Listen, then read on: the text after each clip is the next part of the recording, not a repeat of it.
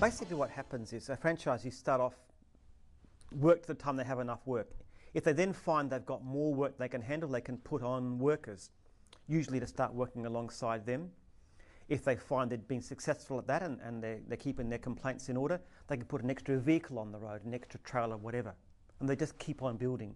They take the jobs themselves through their pager, because they've only got one number, and they allocate them to their employees. Or else they may go out and quote the job and then put their employees to do the job. That particularly applies to bigger jobs like paving or fencing.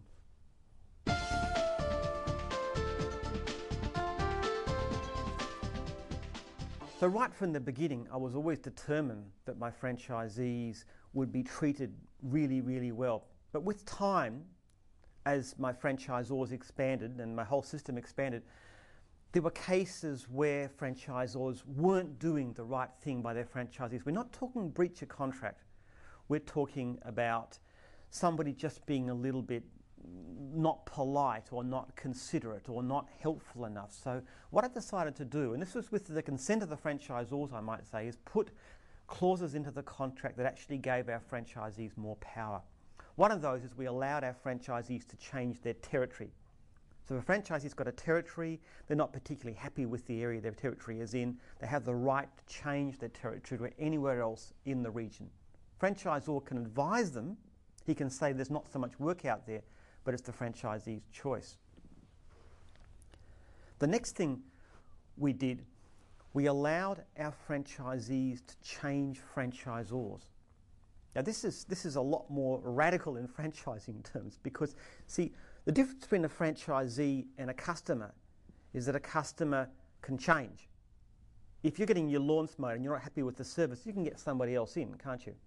But normally a franchisee can't. So I thought if I'm going to make my franchisees really customers, they should have the right to change. And the way they do this is they simply have to find another franchisor who's happy to look after them, usually somebody nearby because our regions are often quite small.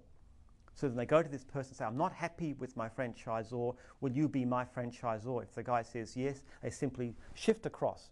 All their clients, all their goodwill, everything goes straight to the other guy. And what that does is put a lot of pressure on the first franchisor to look after their franchisees, because if they don't, they can lose them. And even more radical than this, we did something that no franchising system in the world has ever even considered to my knowledge. We've given our franchisees the right to vote out their franchisors. So if a simple majority of franchisees in the region say, we're not happy with our franchisor, that franchisor has got 3 months to lift their game. And at the end of that time, the franchisees haven't changed their mind, he must sell his business. The franchisor must sell. Very, very radical. It's not common. It's happened in a few times, a very few times. But what it does is it tells franchisors, these are your customers.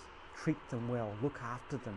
And basically, look, we'll give you the technicalities, returning phone calls and making phone calls and running meetings. And these are all the things that will keep them happy. But these are your customers, and your basic rule is to keep them happy. And one of the things I say to every single franchisee is, if you've got a problem with the system and you're not happy, talk to me.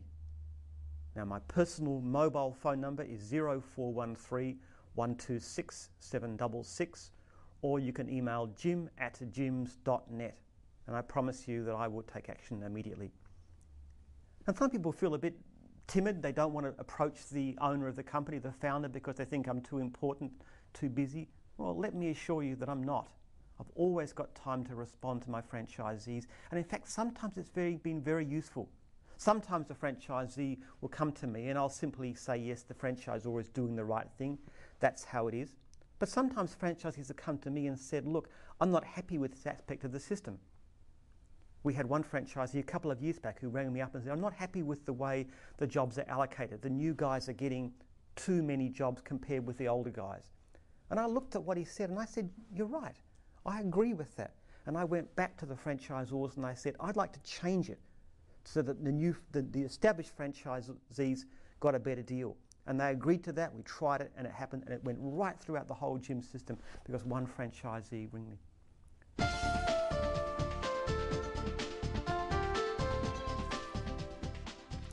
In terms of franchisees being successful, there's a number of principles that we've found that apply. First of all, give fantastic customer service. That's absolutely number one. Not only does that mean, say by phoning back fast and so forth, you'll get more work, you'll also get more referrals, so you'll be busy, but also by giving great customer service, you can charge a higher price.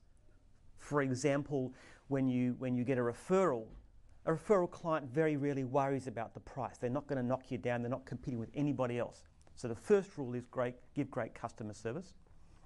The next thing is to charge the proper price. And this is actually one of the biggest struggles we have with our franchisees very often, because they're too timid to charge properly. And I made the same mistake. When I started off back in 1982 mowing lawns, I used to get all my quotes.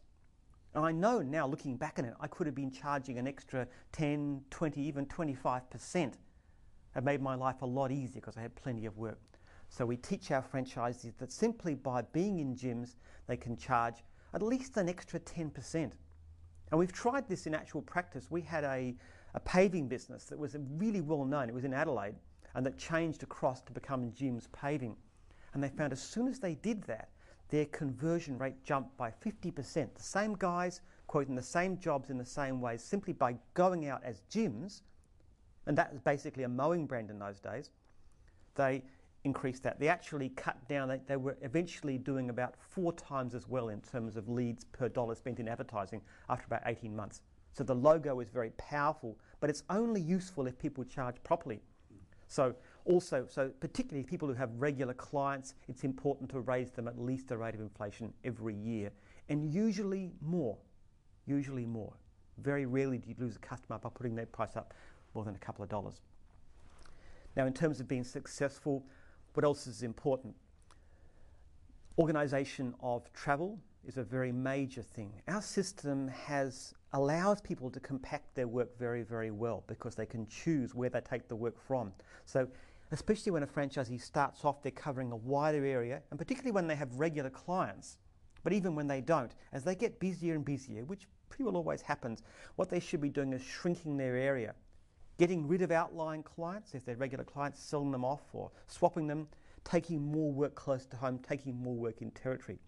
And just to give an example of that, if somebody was mowing, say, 10 lawns a day, or washing 10 dogs, cleaning 10 houses, doesn't matter what it is, and they could save 5 minutes travel between jobs, and that's easy. That's an extra hour a day. That's an extra $35, say. That's an extra $160 per week. That's an extra $8,000 per year, and the costs are actually less. So a very small attention to reducing areas. Also means when a person's travelling during the day, they divide their run up into 5 different areas, the classic thing. Monday, Tuesday, Wednesday, Thursday, Friday, so that even within each day, they travel less. Reducing cost is very important.